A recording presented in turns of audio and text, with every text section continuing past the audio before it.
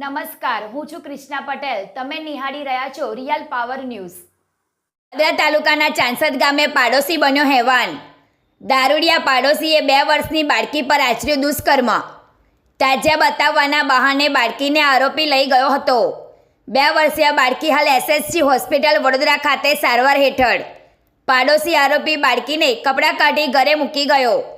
પોલીસે અર્જુન રાઠોડિયાની કરી ધરપકડ.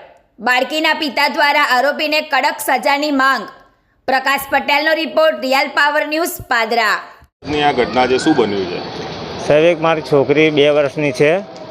તો મારી બૈરી સાથે એના ભાઈની ખબર કાઢવા આવી હતી, બીમાર હતો. તો કામે ગઈ છોકરી હોય તો કોમે તો જવું પડે, છોકરાવાળી હોય તો. હવે હું ગાડી પર છું સાહેબ, પણ અર્જુન કરીને કોઈ છોકરો છે તે દારૂ પીવે છે, એને મારી છોકરી પર બળાત્કાર કર્યો સાહેબ. અત્યારે મારી છોકરી એટલી સિરિયસ છે. આવું ચાલશે તો દુનિયામાં શું થશે? આજે મારી છોકરી પર આવું કર્યું, કાલે બીજી છોકરી પર કરે સાહેબ. બરાબર છે. અર્જુન. છોકરી કેટલા વર્ષની છે? મારી 2 વર્ષની છોકરી છે સાહેબ. શું કરે લઈ ગયો ત્યાં? એ તો સાહેબ હું ગાડી પર જો હું આજે જ મને ખબર પડી કે આવું મને બપોરે ફોન આવ્યો કે તમારી છોકરી પર આવી બીના બની છે. તો ઘરેથી તરત જ નાયા. ગામની બીના છે? ચાંસદ ગામની સાહેબ. કઈ જગ્યા રહે છે પેલા આરોપી? એ લોકો અંદર પેલા જૂના ફરિયામાં રહે છે, જે પાદરા રોડ ખરો સાહેબ, એ તઈ ફરિયામાં રહે છે.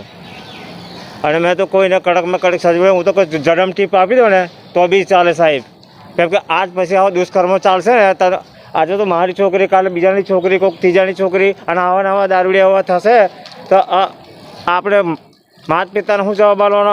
આપણે ખુદનું શું વિચારવાનું? અત્યારે મારી ઇજ્જત ગઈ છે સાહેબ.